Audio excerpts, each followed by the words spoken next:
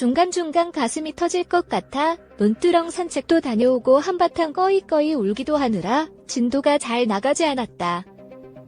과문하여 한 집안의 가장이 가족의 피에 펜을 찍어 써내려가는 심정으로 쓴 책이 기왕에 있었는지 잘 모르겠다.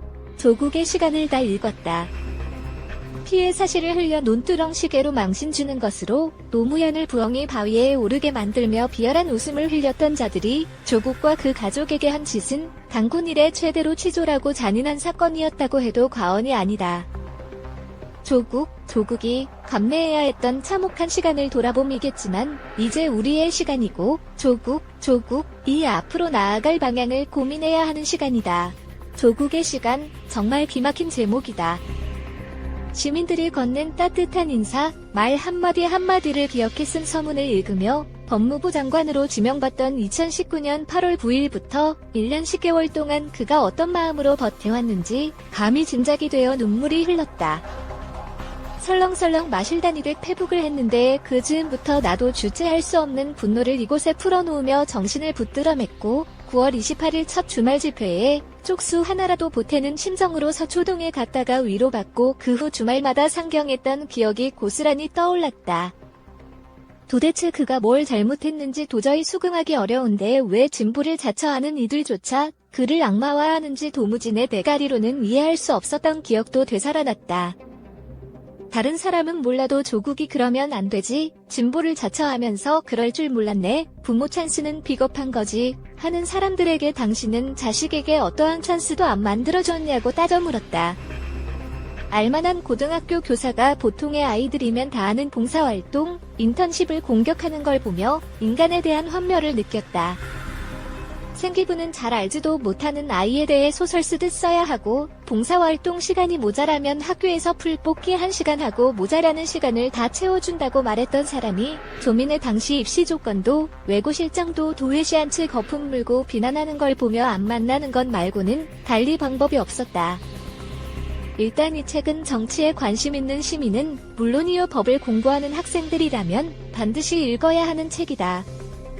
이는 단순히 조국 개인과 그 가족의 순환이 아니라 수사권과 기소권을 가진 무소불위의 검찰 권력의 권능이 어디까지인지, 권력을 국민을 위해 쓰도록 개혁하고자 하는 진보 정권이나 개인을 어떻게 무참하게 만들어버릴 수 있는지 생생하게 보여주는 다큐멘터리이기 때문이다. 그가 가족의 피를 잉크 삼아 써내려갔다고 해서 주관적이고 감정적일 거라고 생각하면 큰 오산이다. 그는 논문 인용수가 가장 많은 유능한 형법학자라는 점을 잊으면 안 된다. 조국 사태가 아니라 검언유착으로 명명 방식부터 바꿔야 한다는 지적이 많다. 이 사건을 단순하게 정리하면 검찰개혁을 오랫동안 주장해온 조국을 법무부 장관으로 임명하는 과정에서 무리한 검찰권 행사로 강제수사에 돌입하고 인사청문회라는 입법부의 시간에 소환조사도 없이 배우자를 전격 기소함으로써 대통령의 임명권을 침해한 사건이라 할 수 있다. 사건명은 사건의 본질과 닿아 있으므로 이는 반드시 바로잡아야 한다고 생각한다. 조국은 이 장에서 2019년 하반기 이후 언론과 정치권이 중요하게 다룬 자신을 둘러싼 의혹 8가지, 사모펀드, 운동학원, 딸의 장학금, 고교생 인턴 체험활동 등에 대해 소회를 풀어놓는다. 윤 총장은 사모펀드를 권력형 비리로 몰아 조국 불가론을 말했지만 도덕적 낙인 외에 어떤 것도 연관성을 증명하지 못했다. 조국과의 연관성이 아무것도 나오지 않자 대통령의 인사권을 침해했다는 비판을 면하기 위해 아내, 자녀, 동생, 어머니, 사망한 아버지까지 가족 전체에 대한 전방위적 저인망 수사로 돌입, 멸문지화를 획책했다. 가족을 인질로 삼고 인디언 기후재식 수사로 2019년 8월 27일 강제수사 돌입 이후 126일 만에 100여 회에 달하는 압수수색, 100명이 넘는 수사진을 투입하여 허위 작성 공문서, 뇌물수수 등 모두 12개 혐의로 불구속 기소했지만 조국을 구속시키지는 못했다.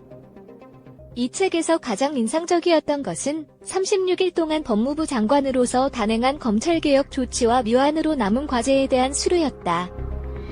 가족이 만신창이가 되어 광야에서 시달리고 있는데 가장으로서 아무것도 할 수 없는 이 시기가 그에게는 가장 뼈를 깎는 고통의 시간이었을 것 같다.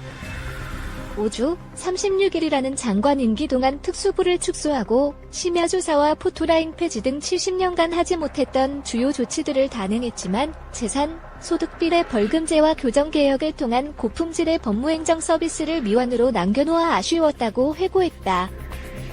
나는 그가 최소 1년 정도만이라도 정상적으로 장관직을 수행할 수 있었다면 얼마나 많은 비검찰 업무들이 개선, 보완되었을까 생각하니 참으로 뼈아팠다. 그는 자택압수수색 등 가족에 대한 포위망이 조여오고 개혁 방안들의 진위가 왜곡 보도되는 걸 보면서 뒤로 되돌릴 수 없는 개혁은 첫째도 둘째도 오직 제도화 뿐이며 그 초석을 놓을 때까지 버텨야 한다고 되뇌었다고 고백한다.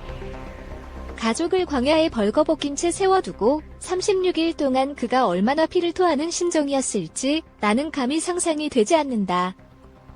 2019년 하반기 울산시장 선거 개입 청와대 개입 사건, 월성 환전 폐쇄 수사로 조국을 넘어 정부와 문재인을 향하던 검찰 쿠데타의 음모는 4.13 총선의 여당 압승으로 저지된다. 조국은 브라질과 이집트의 사례를 들어 검찰 법조의 사법 쿠데타, 연성 쿠데타의 우려를 잊지 말아야 하며 수사 권력은 언제든 대의민주주의를 위협할 수 있다고 경고한다. 그리고 검언정 카르텔은 2022년 정권 교체를 목표로 결집하고 있다며 촛불 시민의 경각을 주문했다.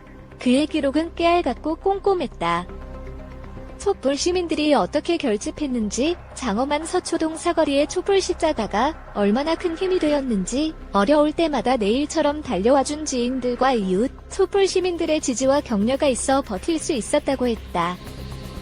스포 같지만 지난 5월 5일 제조업 청년 노동자인 패친 천현우 씨가 보낸 페이스북 글에 친구 보기로 화답한 글도 있고 죽지 않고 살아서 돌아왔다며 고맙다는 김주대 시인의 문이나 이야기도 있다. 서초동과 여의도에서 시민들이 들었던 피켓 구호와 깃발에 쓴 풍자적인 소속, 짜장면 연구회, 영장 자동 발매기 연구회 등등 촛불 시민들이 외친 조국 수호는 개인 숭배가 아닌 검찰개혁의 대의를 위해 동의하지 않지만 함께 외쳐준 구호임을 잊지 않는다는 말도 있다. 무엇보다 화가들의 통렬하고 날카로운 풍자화를 보며 심화가 풀렸다고도 했다. 나는 이 책에 쓰여진 그 어떤 것도 자의적으로 해석한 것을 발견하지 못했다. 나도 하나하나 기억날 만큼 철저하게 팩트에 기반한 것이었으며 오피니언 리더들의 현실인식과 분석을 인용하고 자신의 변호를 덤덤하게 수료하고 있을 뿐이었다. 검찰개혁 과정에 대해 그들이 어떻게 저항하고 현재 살아있는 권력에 어떻게 칼을 들이대는지 형법학자답게 법알못인 나조차도 한눈에 이해할 수 있도록 서술하였다. 그래서 이 책은 청년들이 꼭 읽어야 한다고 생각한다.